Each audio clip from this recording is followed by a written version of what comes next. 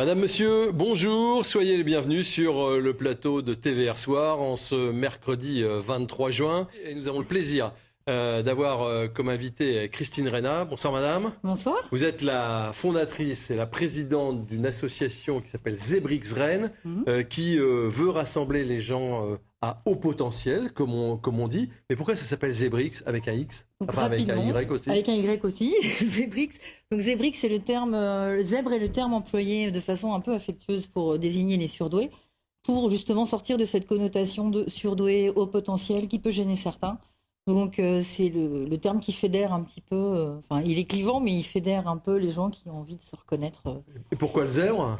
Parce que le zèbre, ça vient d'une psychologue qui s'appelle Jeanne Siofachin. Le zèbre a des rayures, de loin il est identique, mais en fait il a des rayures différentes. Chaque zèbre a des rayures différentes. Donc d'accord. C'est pour marquer le fait que chaque personne est unique. D'accord, et vous nous direz que les personnes à haut potentiel ont quelquefois une vie un peu compliquée parce que les autres ne perçoivent pas, et quelquefois eux-mêmes ne perçoivent pas leur haut potentiel. On parlera de Zebrix Rennes d'ici quelques minutes. Mais notre invitée, c'est donc Christine Reina, la présidente de l'association Zebrix Rennes qui concerne les personnes à haut potentiel. Madame Reina, votre définition de quelqu'un qui a un haut potentiel, c'est quoi? Au potentiel, en fait, le consensus aujourd'hui, c'est de passer des tests de QI chez un psychologue spécialisé. Et la définition en France, c'est tous les QI supérieurs à 130 sont définis comme surdoués au potentiel. Maintenant, il y a des pays où c'est 125, ça dépend aussi de l'environnement. Et en fait, la définition se joue au niveau du cerveau. C'est la myéline qui est plus importante, c'est une gaine isolante que vous avez dans les bras des neurones, qui fait que la vitesse de l'information est plus rapide. Tout se joue en fait avec la myéline. Il y a des gens qui sont au potentiel sans le savoir? Bien sûr, beaucoup. Beaucoup. Donc vous en avez, on parle Vous l'avez été longtemps sans le savoir? Oui. Vous l'avez toujours été au potentiel, mais vous ne le saviez pas. On est au potentiel. Alors il y a l'environnement qui joue beaucoup aussi, qui peut développer justement cette myéline, mais on l'est toute sa vie en fait. Alors il y a beaucoup de clichés qui sont véhiculés autour des surdoués, puisqu'on les appelait comme ça, et c'était le nom qu'il y avait il y a encore quelques années. On a l'impression qu'il y a quand même, quelquefois, de la souffrance, de la solitude, de l'incompréhension, plus que de l'épanouissement. En fait, ceux qui vont chez les spécialistes ou qui se posent des questions sont ceux qui sont connus le plus. C'est-à-dire que les études cliniques ou tout ce qu'on entend sont sur le mal-être, la souffrance. Maintenant, il y a beaucoup de hauts potentiels qui vont très bien, qui vivent leur vie, qui s'épanouissent. Alors ça peut être des génies, effectivement, dans les arts, dans la musique, on entend parler plus d'eux, ils sont épanouis. Maintenant, il y a beaucoup de gens qui ne savent pas, qui sont en échec scolaire ou qui se sentent en décalage. Effectivement, ces gens-là vont se poser des questions. On n'a pas le mode d'emploi, en fait, à la naissance. Et donc, comme évidemment, la moyenne de QI est à 100, on va dire que c'est juste une question de vitesse d'avoir l'information. Donc, il y a un décalage à la norme, quoi qu'on en dise. Et les gens qui sont HP, ces gens, vous dites qu'ils sont trop. Ils sont trop un peu tout.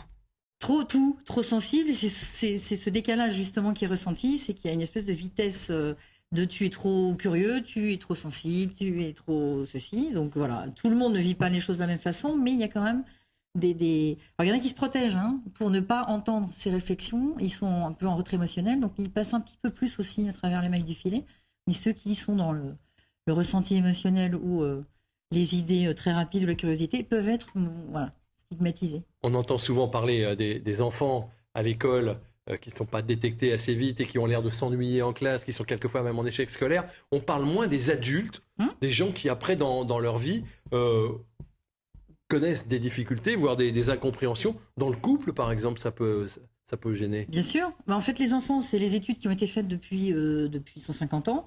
Donc on s'est toujours focalisé sur les enfants. En fait, on pense pas forcément aux adultes. Et il y a ces clichés, comme vous disiez, qui font qu'ils ont la peau dure. On ne s'imagine pas intelligent si on n'est pas le QI de Einstein. Maintenant, en couple, c'est comme en amitié, mais c'est comme dans tous les domaines, même professionnels. Il y a des fonctionnements qui peuvent être incompris. Il y a un conditionnement aussi au niveau des femmes qui peuvent faire que le conjoint peut se sentir complexé. Enfin, il y a beaucoup de choses qui rentrent en ligne de compte. Donc l'idée, c'est vraiment de se connaître et de mettre le doigt dessus et de surtout pas parler de diagnostic, parce que c'est pas un trouble. Et les gens assimilent troubles, symptômes, etc. Donc c'est ça l'erreur aussi. Difficile aussi dans le travail, bien sûr, au quotidien, en entreprise. En entreprise, oui, parce qu'il y a une vision globale, il y a des valeurs très très fortes qui peuvent mettre en réaction des hauts potentiels ou une hiérarchie qui ne supportent pas l'innovation ou les idées, donc qui peuvent aussi... Enfin, voilà, il y a un peu tous les cas de figure. Parce que vous voyez un petit peu avant les autres. Vous avez une vision globale, vous, les HP, que d'autres n'ont pas. C'est ça, il y a des scénarios qui sont faits, on peut faire plein de scénarios, mais en fait c'est inconscient, hein. C'est pas quelque chose c'est pas pour frimer, c'est parce que c'est comme ça, mais oui. C'est des idées qui arrivent, on arrive à globaliser ou à voir des choses, et quand on met le doigt dessus, certaines personnes pensent qu'on invente ou qu'on délire, et en fait il faut juste faire confiance et avoir l'esprit ouvert, parce que voilà, chaque idée, au potentiel ou pas, est bonne à prendre. L'ambition de l'association Zebrix que vous présidez, c'est quoi?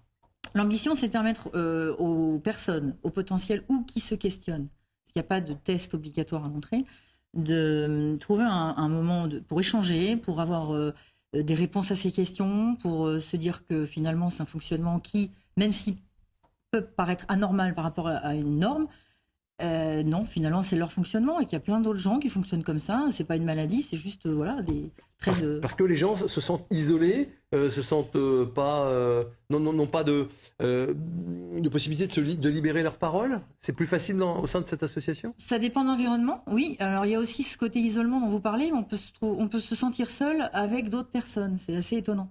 Donc c'est bien aussi de savoir que voilà, il y a un humour décalé qui peut ne pas passer, ou il y a des tocs qui peuvent voilà, les personnes arrivent en disant vous allez me trouver bizarre, et en fait il n'y a pas de bizarre, en fait il y a des fonctionnements où il y a un goût du détail très pointu qui peut agacer et qui finalement chez les HP c'est voilà, le sens du bon mot utilisé, ça va choquer personne. D'accord. Depuis que l'association est créée, il y a combien de membres aujourd'hui? Il y a une trentaine de membres. D'accord. Avec quel projet à moyen et long terme? Ah ben indéfini. Parce que l'idée c'est de créer un réseau en fait. Alors Zebrix c'est aussi le côté, il y en a un à Toulouse, il y a une association à Toulouse qui a été montée en même temps parce que on voudrait que le sujet soit vraiment appréhendé comme quelque chose de normal.